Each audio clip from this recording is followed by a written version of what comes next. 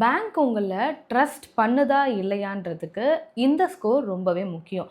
இன்றைக்குமே சிபில் ஸ்கோர்னால் என்ன அப்படின்னு நிறைய பேருக்கு தெரியல. ஹலோ எவ்ரிவன், திஸ் இஸ் வில்வம் டாக்ஸ்.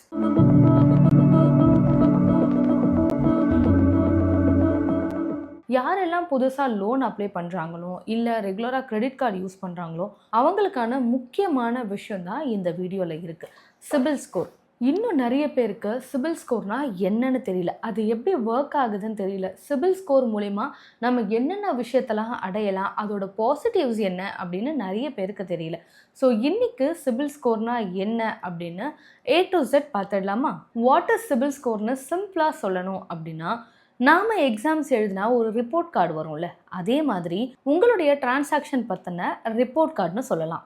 உங்கள் ஃபினான்ஷியல் பிஹேவியர் கரெக்டாக இருக்குது அப்படின்னா உங்களோட சிபில் ஸ்கோர் டாப்பில் இருக்கும். இதே இல்லை, நாம் ஏதோ ஒரு தப்பு பண்ணுறோம், நமக்கு தெரிஞ்சோ தெரியாமல் ஏதோ ஒரு தப்பு பண்ணுறோம் அப்படின்னா உங்களுடைய சிபில் ஸ்கோர் கண்டிப்பாக டவுனுக்கு போயிடும்.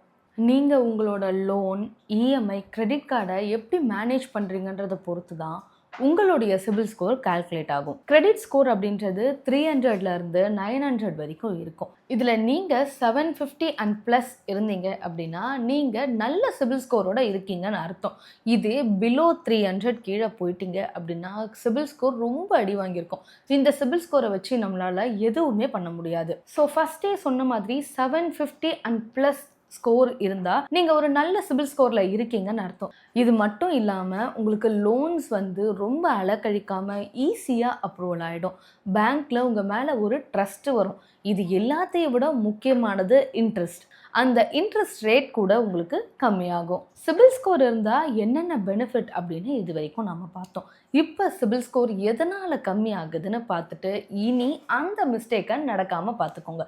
First, late EMI. நம்ம இஎம்ஐயை லேட்டாக பே பண்ணுறது மூலயமா இன்ட்ரெஸ்ட் மட்டும்தான் வருது அப்படின்னு நீங்கள் நினச்சிங்கன்னா அது 100% தப்பு. இன்ட்ரெஸ்ட்டு கூடவே சேர்த்து உங்களோட சிபில் ஸ்கோரும் கம்மியாகும். இன்னும் நிறைய மிடில் கிளாஸ் பீப்புள் என்ன நினச்சிட்ருக்காங்க அப்படின்னா, என்னால் ஃபுல் டியூ கட்ட முடியல அப்படின்னா நான் மினிமம் டியூ கட்டிக்கிறேன். அப்படி பண்ணுறது மூலயமா என்னால் அந்த ஒரு மாதத்துக்கு அமௌண்ட்டை சேவ் பண்ண முடியும் அப்படின்னு நினைக்கிறாங்க. இது சிபில் ஸ்கோருக்கு ரொம்ப பெரிய ட்ராபேக்கை தான் க்ரியேட் பண்ணுது. ஸோ மினிமம் டியூ கட்டுற இந்த ஹேபிட்டை இதோட ஸ்டாப் பண்ணிடுங்க. மூணாவது பாயிண்ட் தான் ரொம்ப முக்கியமான பாயிண்ட்டு, அதை நீங்கள் நோட் பண்ணி கூட வச்சுக்கோங்க. நமக்கு கிரெடிட் லிமிட் இருக்குது அப்படின்னு சொல்லிட்டு நம்ம நிறைய செலவு பண்ணிட்டோம் அப்படின்னா அதுவுமே சிபில் ஸ்கோரில் ஒரு பெரிய ட்ராபேக்கை க்ரியேட் பண்ணும். ஃபார் எக்ஸாம்பிள், எனக்கு ஒரு 1 lakh லிமிட் இருக்குது அப்படின்னா நாம் அதிலிருந்து அதிகபட்சம் 30,000 தான் செலவு பண்ணணும். அப்படி இருந்தால் மட்டும்தான் நம்ம சிபில் ஸ்கோர் ஒரு 700லேருந்து 750க்குள்ளே மெயின்டைன் ஆகும். அடுத்து, நமக்கு பேங்க்லேருந்து கேட்குறாங்க, ப்ரைவேட் செக்டார்லேருந்து கேட்குறாங்கன்னு இஷ்டத்துக்கு நாம் லோன் எடுக்கிறது இந்த இடத்துல நம்ம சிபில் ஸ்கோரை ரொம்பவே டேமேஜ் பண்ணும். ஸோ லோன் நீடடாக இருந்தால் மட்டும்தான் எடுக்கணும். நமக்கு எப்போ லோன் தேவையோ அதுவும் ஒரு நேரத்தில் ஒரு லோன் எடுக்கிறது நல்லது. நம்ம 4-5 லோன் மெயின்டைன் பண்ணுறோம் அப்படின்னா இது மூலிமா நமக்கு ஃபினான்ஷியல் ட்ராப்பும் வரும், சேம் டைம் நம்மளோட சிபில் ஸ்கோரும் அடி வாங்கும். ஃபிஃப்த்து பாயிண்ட், நம்மளை அறியாமலே நிறைய பேர் இந்த ஒரு மிஸ்டேக்கை செஞ்சிட்ருக்கோம். நம்ம பழைய பேங்க்கில் தானே கார்டு யூஸ் பண்ணோம், இன்றைக்கி எனக்கு அந்த கார்டு தேவையில்லை, இன்றைக்கி அந்த பேங்க் அக்கௌண்ட் எனக்கு தேவையில்லைன்னு சொல்லிட்டு நாம் அந்த பேங்க்கில் இருக்க கிரெடிட்டை ஃபில் பண்ணாமலே அந்த அக்கௌண்ட்டை விட்டுடுறோம். ஸோ இதை யாருமே கவனிக்கலை அப்படின்னு நீங்கள் நினச்சிட்ருக்கீங்க. ஆனால் இதை உங்கள் சிபில் ஸ்கோர் கவனிச்சிட்ருக்கு. ஸோ ஓல்டு அன்பெய்டு டியூஸ் ஏதாவது இருந்தது அப்படின்னா ஃபஸ்ட்டு அதை கிளியர் பண்ணிவிடுங்க. இப்போ நான் சொன்ன இந்த 5 ஹேபிட்ஸ் தான் சிபில் ஸ்கோரை பெருசாக டேமேஜ் பண்ணுது. ஸோ இந்த 5 ஹேபிட்டை நாம் ப்ராப்பராக மெயின்டைன் பண்ணோம் அப்படின்னா நம்மளோட சிபில் ஸ்கோரில் ஒரு நல்ல சேஞ்சஸே பார்க்கலாம். ஸோ இவ்வளோ நேரம் சிபில் ஸ்கோர்னால் என்னன்னு பார்த்தோம், இந்த ஒரு ஹேபிட்டை எப்படி நம்ம ப்ராப்பராக வளர்த்துக்கணும் அப்படின்னு பார்த்தோம். ஸோ இப்போது how to increase the CIBIL score அப்படின்னு பார்க்கலாம்.